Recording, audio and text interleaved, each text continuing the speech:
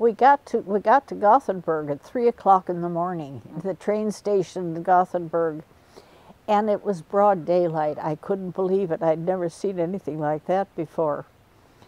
And from there, then we were able to take the train to Värmland, to where Mumma and Mutti lived, had come from, and to meet my grandparents, my mother's parents, for the first time, and her sisters and brothers. It was quite an experience.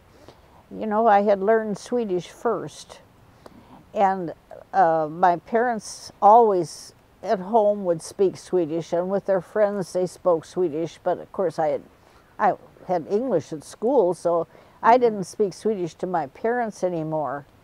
So my speaking wasn't so good anymore. I was kind of forgetting how to, you know, not doing too well. I understood everything except my one uncle, who spoke with a real Värmlands accent, and he was a wonderful storyteller, and he told one story after another, and everybody, they were just doubling up in laughter, but I didn't know what they were talking about. But it didn't take long before my spoken Swedish came back too, and I was eternally grateful for that, because it made such a difference in my life ever after that. When we left Sweden, we took the train through Norway, and then got a ship to England. And on the train in Norway, someone thought that I was born in Sweden, and they thought my Swedish was that good. So maybe that's because they were Norwegians and didn't know better. But did you see many relatives there? We visited all the relatives, and so I've kept in touch with them ever since, which is really wonderful. My dad had 2 brothers, and they each had daughters, and I've kept. So who were they now, for the brothers? It was Uncle Sam and Uncle Bengt, and Uncle Sam was the one who was the head of an agricultural college, and Uncle Bengt took care of a farm where older people were living, sort of an old people's home, I suppose you'd call it. But he took care of the farm there. That was his work. So they were both of them in agriculture, really. And where were they living? And one was living in Småland, and the other one was in Värmland. But, and Uncle Sam drove us around, and so we saw a lot of different places thanks to Uncle Sam. He had a car, and he was able to drive us many places. So Sam's children were? It was Karin, and, well, I can't think. I know their names as well as I know my own name. Right. Well, anyway, I can't think of the other. Bengt had children.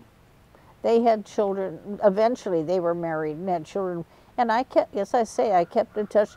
Unfortunately, Uncle Sam's, first his wife, I think, died of TB, and subsequently, all of his daughters did. He had 3 daughters,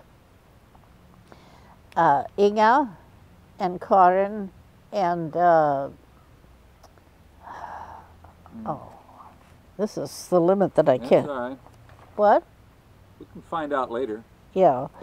And then Uncle Sam's wife died, and he remarried and had another child after his other 3 daughters were really grown. So Margarita was born later, but every single one of them have died of cancer. I don't know what that was all about, but so that trip had a lot of consequences. First of all, it was keeping me in touch with the family. To this day, I still correspond with as many that are still living, but one after the other is dying, and I think I guess I'm the oldest cousin of all, and I think they're just what, about 4 of us that are still alive. But in 1936, Sweden had already improved a great deal from the time when Mutti had left. it had, and socialism had taken over, and Mutti had been in touch with people in Sweden, newspaper people and so forth, and he had also gotten to know a member of parliament from Värmland, Hulda Flod.